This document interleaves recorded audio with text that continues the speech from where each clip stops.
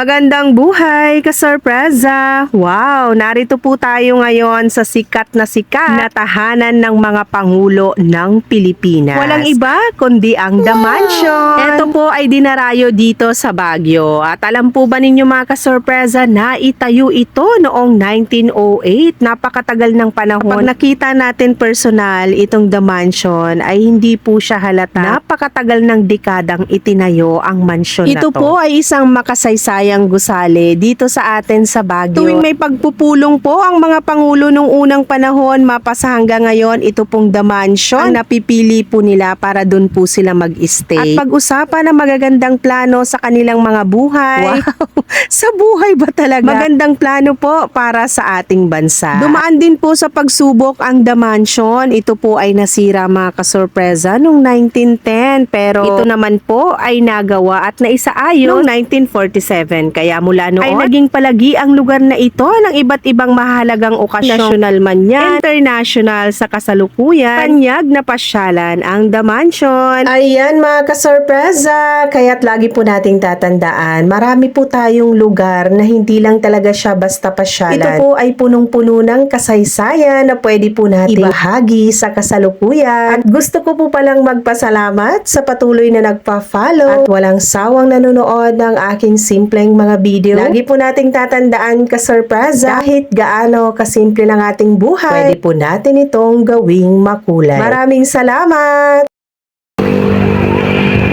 Ano to? Video?